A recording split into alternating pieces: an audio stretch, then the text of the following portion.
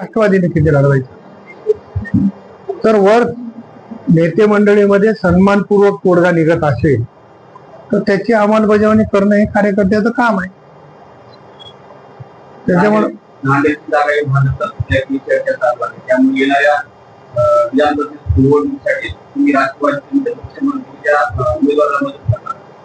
नाही, विषय असा आहे की ही चर्चा आहे. जेव्हा फायनल होईल तेव्हा तुम्हाला कळेल, आम्हालाही कळेल. आमची इच्छा आहे की नांदेडची जागा राष्ट्रवादी काँग्रेसने लढली पाहिजे. आम्ही सांगतो की बाहेर राष्ट्रवादीला सुटते, परंतु शेवटी हा निर्णय 3 पक्षाचे 3 नेते बसून घेतात कुठल्या जागा कोणाला द्यायच्या. आणि नांदेडमध्ये राष्ट्रवादीचं संख्याबळ चांगलं आहे, त्याच्यामुळे राष्ट्रवादीला का मिळू नये हाही प्रश्न आहे. आणि या उपर 3 नेत्यांनी जर ठरवलं तर ते भूमिका आम्हाला मान्य करावं लागणार. मी केली मागणी ऑलरेडी माननीय मुख्यमंत्री देवेंद्र फडणवीस साहेबांनाही केली आणि आमच्या पक्षाच्या नेत्या आदरणीय सुनेत्रा वहिनी यांच्याकडे केली. हे दोघांकडे मागणी केली की राष्ट्रवादी काँग्रेसने नांदेडची जागा लढली पाहिजे, आपण ती सोडावी. पक्षश्रेष्ठ ठरविल तो उमेदवार आहे. शेवटी कसं आहे की जागा आधी कोण्या पक्षाला सुटेल तो पार्ट 1 झाला आणि त्या पक्षाला जागा सुटल्यावर उमेदवारी कोणाला द्यायची हा दुसरा विषय झाला. त्याच्यामुळे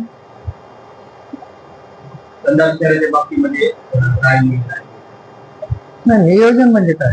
नियोजन हे नगराध्यक्षांनी नगरपालिकेनं करायला पाहिजे आणि ज्याने मला सांगायला पाहिजे की असं नियोजन आहे आमचं. तर नियोजन मी कोण करणार आहे? लोकप्रतिनिधीचं काम आहे ते मी काम करतोय. पण शहरातलं नियोजन करण्यासाठी इथं संस्था आपण दिलेली आहे आणि कंधारवासियांना तसा खोल दिलेला आहे की नियोजन कोणीच करू नये अशा पद्धतीचं. तर त्या पद्धतीनं काम चालू आहे.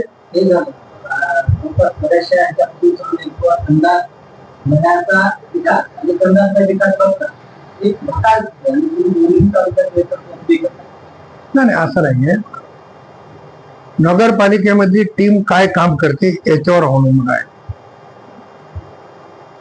तिथं नगराध्यक्षाने स्वच्छतेची मोहीम हाती घेतली, मग इथे घेतली का? तिथं नगराध्यक्षाने ग्रंथालयाची चळवळ सुरू केली, इथं केली का? आणि कचरा न पडू देण्याचं नगरसेवकाने ठरवलं, इथं ठरवलंय का? म्हणजे ज्याच्या त्याचा स्थानिकचा विषय आहे.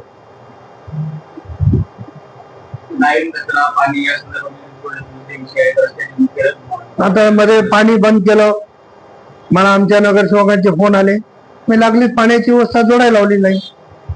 माझ्या अधिकारामध्ये जी गोष्ट आहे माझ्या कानावर आली ती करणं हे माझं कर्तव्य आहे आमदार म्हणून. परंतु बाकीचं जे नियोजन आहे त्यांनी करून आम्हाला सांगायला पाहिजे की ही गोष्ट शहरात झाली पाहिजे, ती गोष्ट शहरात झाली पाहिजे.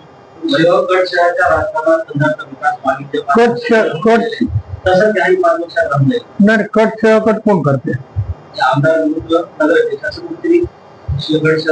कोणाची कुठं लावाल्या, कोणाची कुठं लावाल्या? नागरिकांनी तुम्हाला त्याच्या संदर्भामध्ये निवेदन दिलेलं आहे, या संदर्भामध्ये तुम्ही काय बोलता? निश्चितपणानं मला अभिवक्ता संघाचे पदाधिकारी, वैद्यकीय क्षेत्रातली काही मंडळी महाराष्ट्र दिनाच्या दिवशी नांदेड लोहामध्ये भेटली. मला त्यांनी निवेदन दिलं आणि त्यांच्या मागणीचा विचार मी करून लवकरच कंधारला जो लोह्याहून जोडणारा रस्ता आहे त्याचं काम सुरू करायच्या सूचना मी दिलेले. शेवटी शहरातल्या ज्येष्ठांनी असो कनिष्ठांनी असो एखादी मागणी जर केली पण ती माझ्यानं पूर्ण होत असेल तर करणं माझं कर्तव्य आहे. म्हणून मला वाटतं की येणाऱ्या 2-3 दिवसामध्ये त्या रस्त्याच्या दुरुस्तीचं काम विविध पातळीवर सुरू होईल. आपण जर बघितलं तर तुम्ही या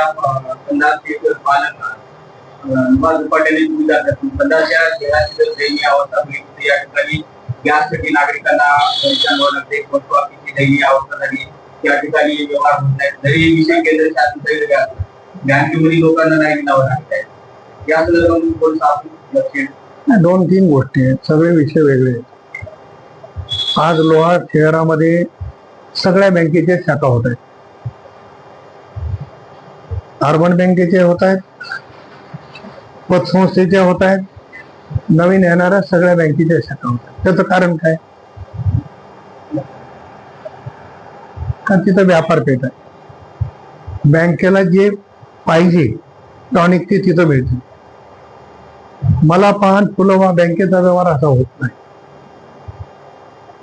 आपल्या इथं राष्ट्रीयकृत बँकेची अडचण आहे.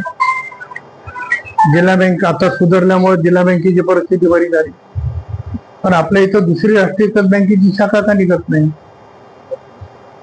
त्याला जी गोष्ट पाहिजे डिपॉझिट वगैरे सगळ्या गोष्टी त्या नव्यामध्ये आपल्या कंधारमध्ये फुलफिल होत नाही. जोपर्यंत फुलफिल होत नाही तोपर्यंत बँकेची शाखा होणार नाही. आपलंही काही कर्तव्य आहे हे जेव्हा लोकांना वाटते तेव्हा काम होते.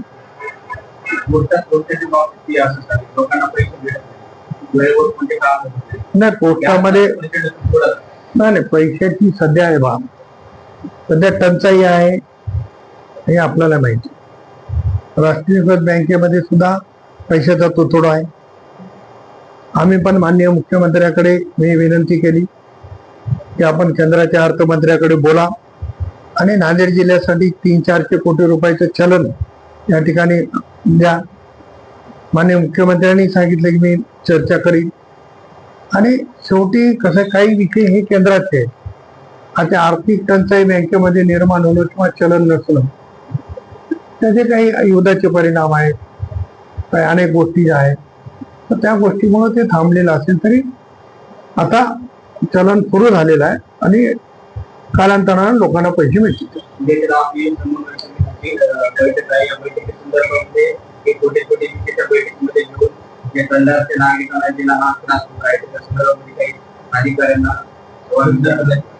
विचारणार ना, पण त्रास काय व्हायला ते कळलं तर विचारेल. आता रस्त्याच्या संदर्भामध्ये मला लोकांनी सांगितलं, अभिवक्ता संघाचं शिष्टमंडळ आलं, मी त्यांना सूचना दिल्या अधिकाऱ्यांना. मी तुम्हाला सांगितलं की 2-3 दिवसामध्ये कामाला सुरुवात करायला. त्रास व्हायला म्हणून कळलेली गोष्ट मला ज्या माहिती आहे ते मी करेल. मला जे एखादी गोष्ट माहित असेल तुम्ही सांगितले तर करायला.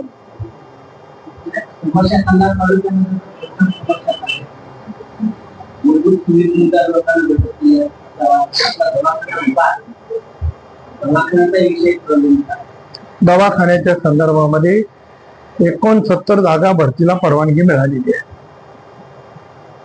महाराष्ट्रामधल्या सगळ्यात उपजिल्हा रुग्णालयामध्ये भरती करण्याच्या संदर्भात जवळपास 5300 काहीतरी जागा त्या पूर्ण महाराष्ट्रामध्ये रिक्त आहेत.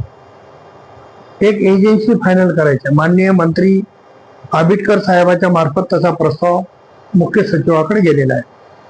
मुख्य सचिवाच्या अध्यक्षतेखाली जेव्हा बैठक होईल, आता मुख्य सचिवांना वेळ कधी मिळतो मलाही माहिती नाही, कारण गेल्या 2 महिन्यापासून फाईल त्यांच्या टेबलवर आहे.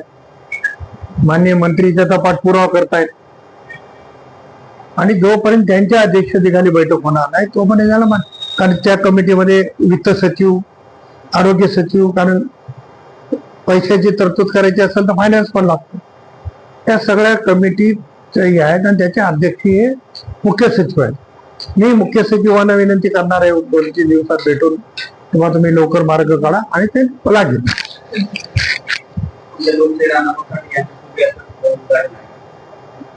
नाही ते भारतरत्न डॉक्टर बाबासाहेब आंबेडकरांच्या पुतळ्याच्या शिवशोभीकरणाचा आपण नारळ फोडलेला आहे.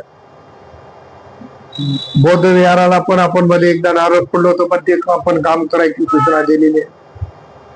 साहित्यरत्न अण्णाभाऊ साठेच्या पुतळ्यासाठी सुद्धा निधी दिलेला आहे.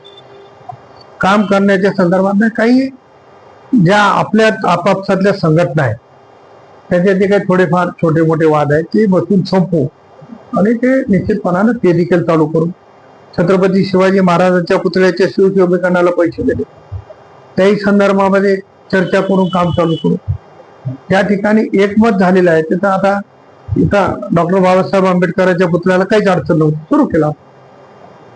सुरू केलं नसेल तरी सुरू होईल. आपण सांगितलं सुरू करायला. कसं कुठल्याही महापुरुषाच्या स्मारकाचं शिवशोभीकरण थांबणार नाही. आपल्याला माहित असेल की महाराणा प्रताप चौकाचं शिवशोभीकरण करायला मी जवळपास 70 लाख रुपये दिले.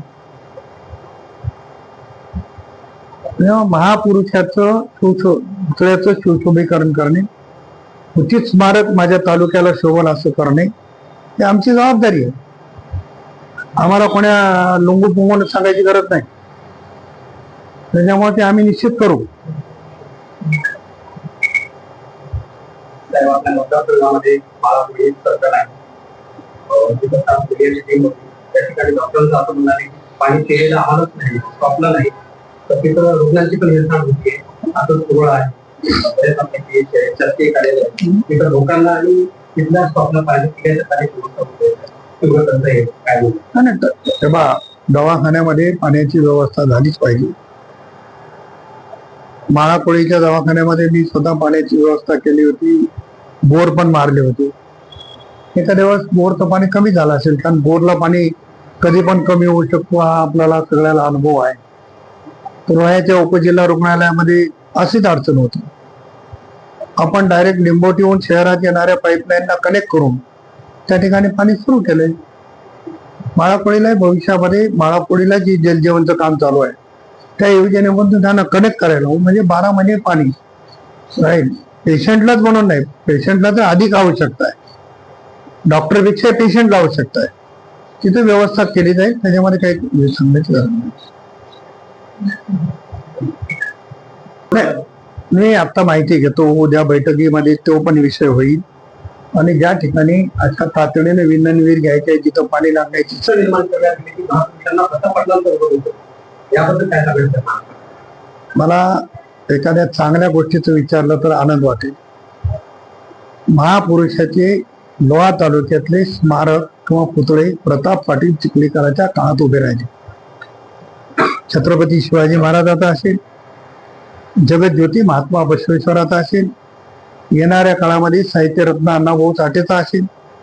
मी स्वतः निवडणुकीच्या काळामध्ये लोकांना आश्वासन दिलंय की साहित्यरत्न अण्णाभाऊ साठेचं देखील स्मारक उभं करू. जेव्हा नगरपालिका माझी आहे, जेव्हा आम्ही एखाद्या महापुरुषाचा पुतळा उभा करतो त्याचं सुशोभीकरण करण्याची जबाबदारी आमची आहे.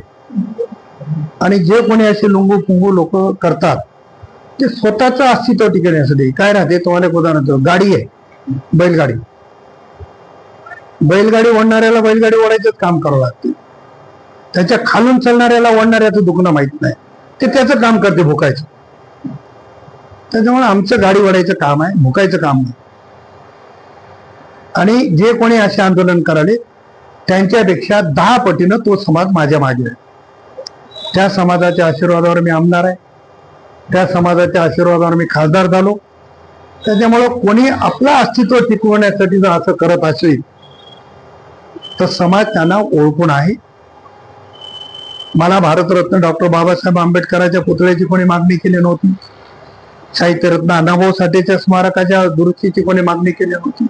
मला असं वाटलं की माझ्या तालुक्यातल्या महापुरुषाचे स्मारक हे उचित झाले पाहिजे म्हणून मी करतोय. आणि माझ्यामुळे झालंय हे कोणाला दाखवायची इच्छा असेल त्याने खुशाल करत राहू.